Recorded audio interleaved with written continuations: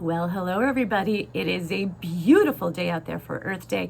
Thrilled to be sitting here today with a very good friend of mine, Mary Dobson. I think I've known you for a couple of decades. I think you're right. Oh my goodness. Mary is the founder and CEO of Lift Up Wellness. She's also recently just won, she was just voted Westport Woman of the Year. Is that correct? Am I getting that right? That's right, yeah.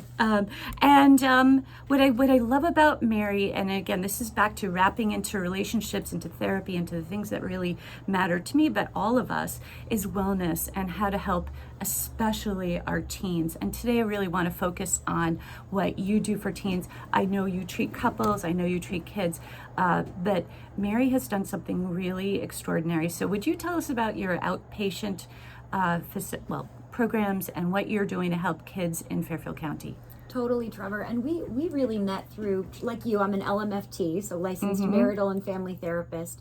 And I'm also a certified eating disorder specialist and school certified to work with young children in the schools. But my program, Lift Well in Westport and Lift Wellness Group, we really focus on providing intensive outpatient and day programming for children and teens, with the primary objective of helping them avoid having to be sent away for treatment. So we work really hard to keep them with their families so they can come and get robust outpatient treatment and stay home with their families. Now, this is an incredibly important point because many of us, and I've been in this business, I hate to call it a business really, but therapy for 20 years. And usually if your child was really struggling, you would send them to an inpatient facility. They would send your child away for possibly months at a time. Now, we're just now understanding it that not all, but many of those centers really were quite damaging. And there's an article today in the New York Times about Acadia, right? It's a for-profit mental health group that has been accused of sexual assault, many horrendous things regarding these inpatient programs.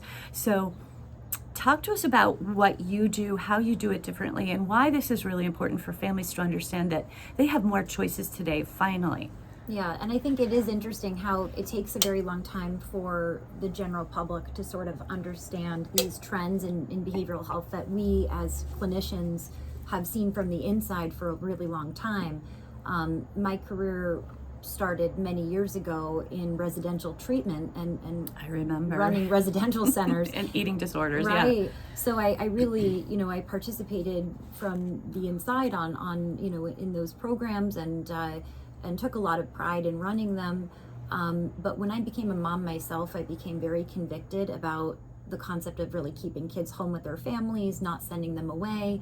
And there's a lot of reasons for that. But when you think about sending your child away to treatment, sometimes the parents are really put in a position of blame for the mental health issues that their child is suffering from. So, in the absence of the parents sort of being there on site, it creates this idea of the experts are going to cure your child from, whatever the parents sort of failed to do. What you did wrong. And it's very stigmatizing Yes, to the parents. Of course. And then they also feel very cut off from the process. So they're not included necessarily in the day-to-day treatment. And when their child comes home, they often don't know how to support them.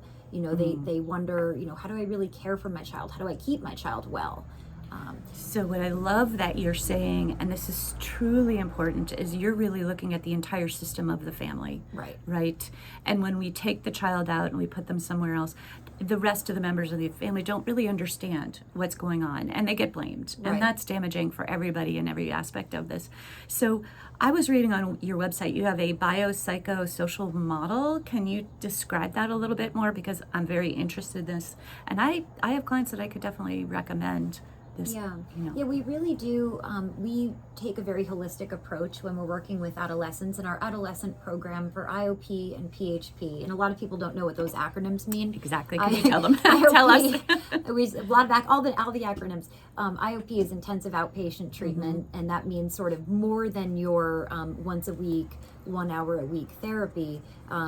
You're coming to IOP for 3 hours, 3 times a week. So a child in IOP really gets a true program. They may get dietary services, they may get psychiatric services, they're getting regular group therapy and individual therapy. and their parents are getting support. That's great.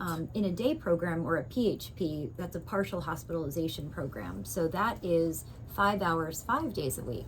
So theoretically, instead of going to an inpatient facility or a residential program, a child could actually go to a day program and for 5 hours a day, for 5 days a week, get psychiatric care, therapeutic care, CBT, DBT, RODBT, ACT, EMDR, all the acronyms.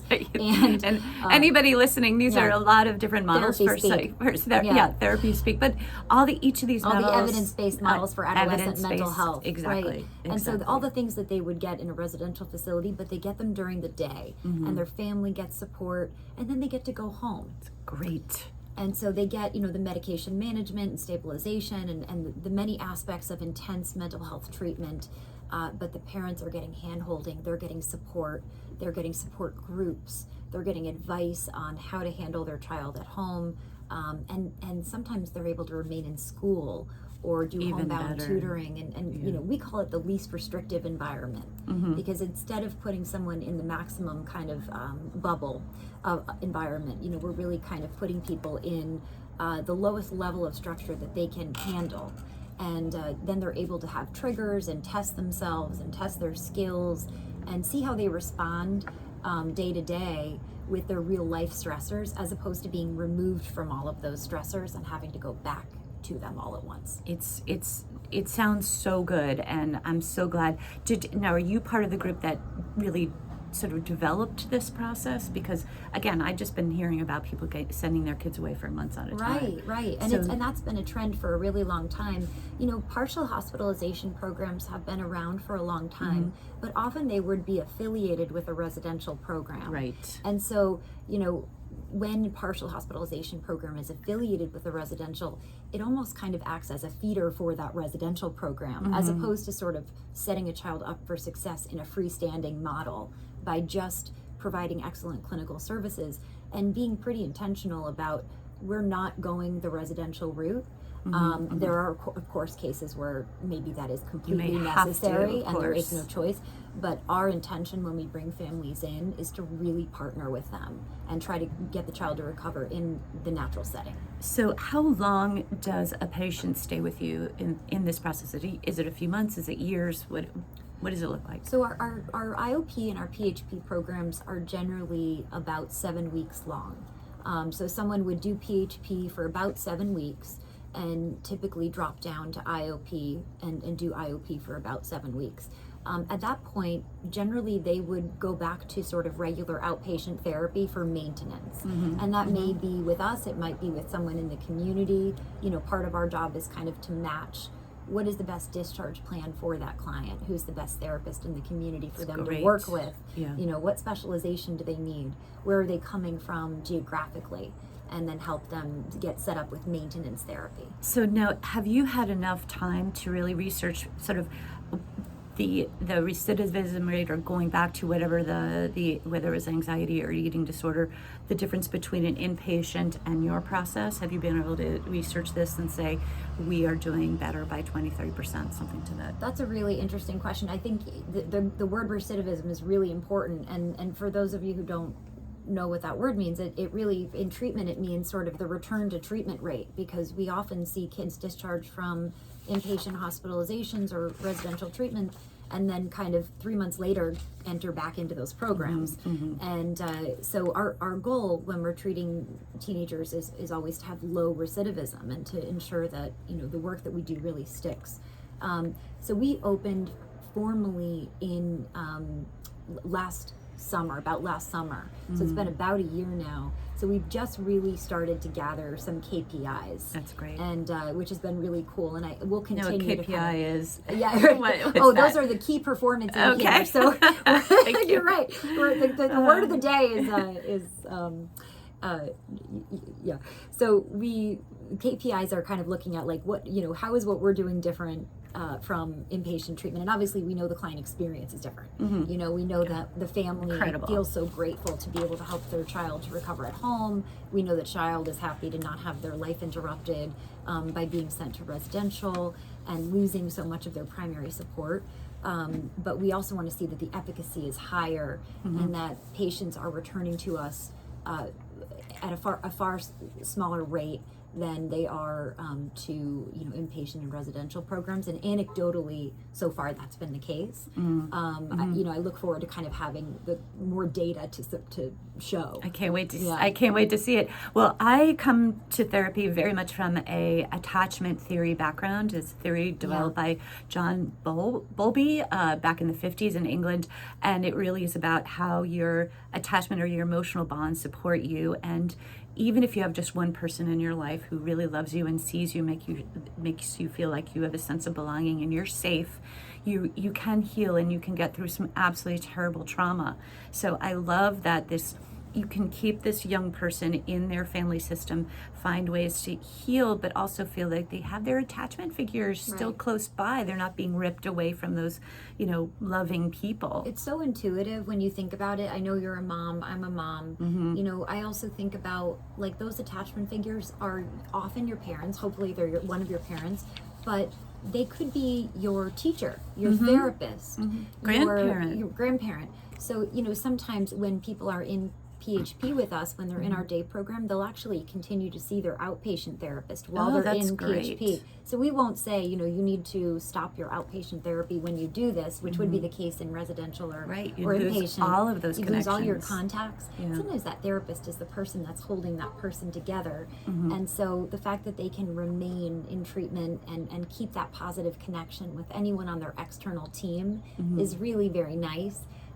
Great for the patient, It's really good. And I think therapists like it too, because they feel like they're not losing their patient. Yeah, and you really do want to see that person evolve and grow and adapt. One of the other things that, over time, we've heard some pretty horrendous stories about inpatient facilities and these young people learning more terrible things while they're there, and the very thing that you're hoping for actually gets worse. Right. And you even mentioned to me that it was Paris Hilton who testified and said she was really traumatized in her experience of being sent to an inpatient facility. Yeah, there's sort of this troubled teen industry, which is, send the child away, and this was the modus operandi for so long for our industry, and we just sort of accepted it as the status quo. And then, like you said, from an attachment perspective, also kind of when you think about it, even from a payer perspective, it's very expensive for insurance companies to pay for residential treatment. Sometimes these residential programs can cost, $2,400 a day. Yes. And so I remember that. It's a very profitable model. Interestingly, in Connecticut, many, many years ago, I worked at the Children's Center in Hamden, and that program was actually DCF funded. The state actually shut down most of the group homes and residentials that were funded by the state in favor of an in-home model many years ago. Right. But the for-profit residential industry continues to thrive. So to this day, up to this article, to this morning that I opened up and I was like, oh, now I got to talk to Mary about this one. Yeah, it's and that particular center, it's many, many, many years of data kind of coming out. But it's one very clear and public example of something that I think has been gaining awareness for a while now. And you make a good point about kids being around other children, because the reality is if you want to elevate a child's well-being, you want to put them in a population of high-functioning peers, positive peers. People are really feeling good, not terrible. And that's just intuitive. And then when you have kids being sent away and their only attachment figures are other peers who are struggling and really having maybe much more significant issues than that teen is having, as is often the case in a residential, you can pick up a lot of additional bad behaviors. So it's really interesting to, think about the milieu. We call it the milieu, which just means the kids your kids are around. Absolutely. Will influence them greatly. Right. Right. So we screen that pretty heavily when we're looking at bringing kids together. We're really looking at, especially since we see kids as young as 10 or 11, we want to make that positive milieu. And we don't want a child to be exposed to something that could actually be not uplifting, but harmful. Now, okay, how are you guys handling social media? And of course, we're all talking about Jonathan Haidt's book, what's it called? The anxious generation. Yeah. How do you guys tackle this? Like if you're speaking to somebody listening today and they're wondering how my kid's struggling, what's the first couple steps? Do I look at social media? Do I reach out to therapists? Talk to me about what you would recommend. Yeah, I think that, social media is such a hard thing for parents to navigate. And certainly everybody loves that book, The Anxious Generation. I think it highlights a lot of really important points, like, let kids take more real risks versus risks online. Kids used to go out and bike ride and maybe get into trouble and go a little too far afield, and that was maybe the worst thing we had to worry about. Now they're getting into very high risk behaviors online. I've had patients who have gotten involved in very horrific situations online with predators, and there's lots of foul play and characters that are trying to exploit these kids online and pose as other kids. And so it is really concerning. They can get access to a lot more than we think.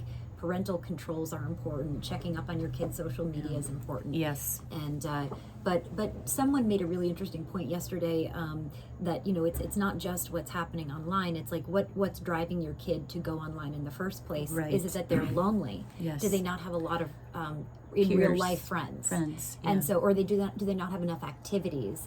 So the online behavior is almost like a way of navigating that, but there's a core issue there that's probably in need of attention, or they will, of course, look for some kind of symptom. Of course. So before we wrap up, I do want to touch on a phenomenon that's happening on Netflix right now. It's a show called Adolescence.